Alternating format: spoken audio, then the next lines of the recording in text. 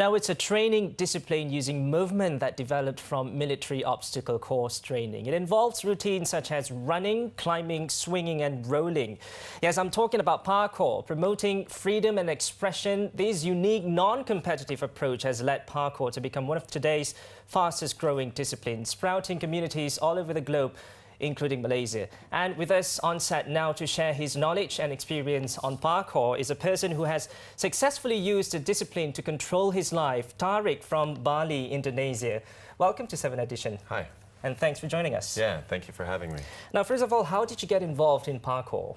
Well, actually, it's a bit of a funny story. So, the video game Assassin's Creed, which is now being made into a movie by Ubisoft. I know that game. Yeah, first came out 10 years ago. And I remember being obsessed with this game and watching this video game character run up walls and jump across rooftops and thinking, and at the time I had a boring desk job, you know, selling computers, and I thought, wow, he looks so free. Wouldn't it be amazing if you could do that for real? Right. And then I discovered that it was a real world sport.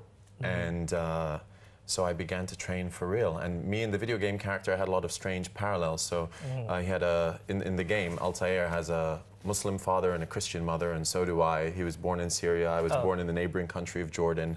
Okay. And in England, it's cold. So when I put my hoodie up and walked around, people were like, oh, you know, you remind me of that guy from Assassin's Creed. You actually do. Now that you mentioned it. So it was a classic case of life imitating art. And I began to train for real. And yeah, the rest is history. Now, what is the most difficult thing to overcome when you are doing the stunts? For me, as somebody who's always felt and faced a lot of fear, I would say your biggest obstacle is your mind. Your biggest obstacle is the fear of what might happen if something goes wrong, if you injure yourself, if you fall, at least for me personally. And I've really learned to cultivate a healthy relationship with fear through the discipline of parkour. A lot of people see fear as this thing that they need to fight. You know, you see like banners and things saying, fight your fear, fight your fear. Actually, fear is just there to protect you. It's just there to keep you safe. It's there to keep you out of harm, and that's a good thing. But it's sometimes like an overbearing brother, you know, like it's overprotective, and it tries to control you a little bit too much, and that's when you need to kind of take the trust back and show fear that it's okay. Look, I've practiced. I'm good. I can do this. I'll be okay. Wow. And then fear starts to understand and back off a little bit, and then you can act even in the presence of fear. Was it difficult to do that?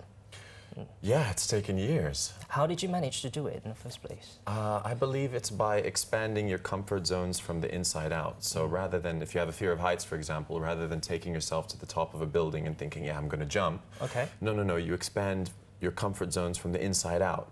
Okay. And you just try something a little bit higher, and then maybe a little bit higher. And then what you do is, because you're pushing your comfort zone so far, in a methodical and a gradual way, that in a couple of years, you're like, wow, I'm doing things that would have been well out of my comfort zone.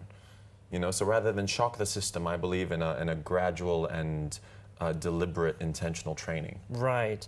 Now, how do you see the development of parkour in Malaysia or perhaps in Asia? And, you know, a lot of critics are saying that it's not a safe sport.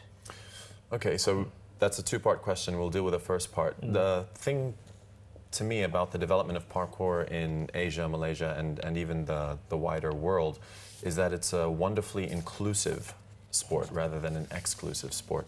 So you don't need expensive clothes, you don't need skis, you don't need an arena. You can do it anywhere at any time, wearing anything. You can be of any age, any ability, and it's a wonderful way to bring people together through camaraderie and community. And I think that's something sorely missing in a lot of competitive sports that you see in the world today. In terms of it being dangerous, I think it's like anything. I mean, you know, UFC fighting and put you in a boxing ring, and that's very dangerous. Actually, your chance of being hit and injured in a boxing ring is far greater than if you were doing parkour. But yet that's accepted as public entertainment. See, with parkour, as long as you progress gradually and you build up your skills slowly and deliberately, then it just becomes another skill set, just like a baby learning how to walk. You know, these are human abilities that we've had for thousands of years, but in today's modern sedentary lifestyle, we have to reawaken them, and I think parkour is a good way of reconnecting with that innate ability to move. Now, I've also read a little bit about you on the internet, and you mentioned somewhere that parkour has somehow helped shape your mindset on life. How has it changed your life? Yeah, so for me, it's not about me being an athlete or me being able to do a backflip or a front flip or even somebody else being able to do that.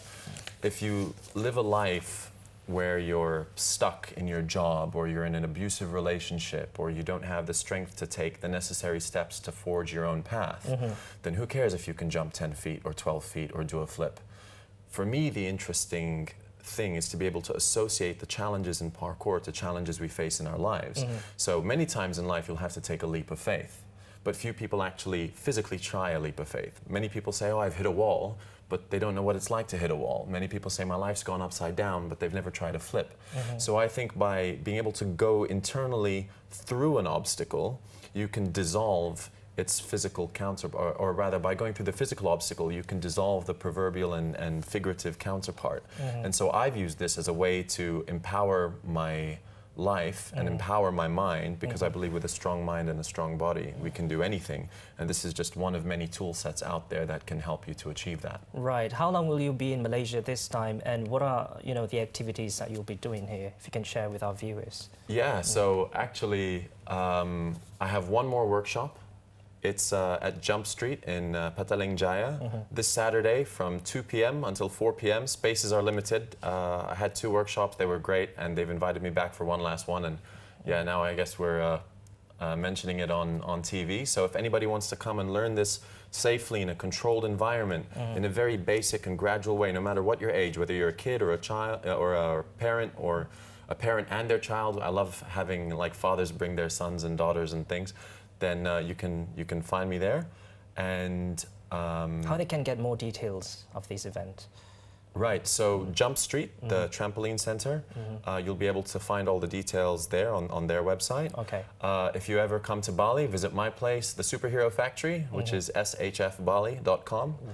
And yeah, I'm in Malaysia for another few days and loving it so far. It's been wonderful. Great. Now, thank you for joining us again. Unfortunately, that's about all the time that we have no for problem. now. Really thank you for joining us.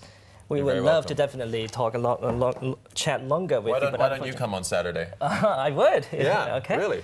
Is it free of charge? It's not free of charge. It's 79 ringgit. Okay. And it's a 2-hour workshop. All right. Anyway, all the information we can get it on the Jump Street website. Jump Street indoor trampoline park. Yeah, you can find them on Facebook or online. Cool. Thanks, Tah Riq. Okay. All right. Thank you. Thank you.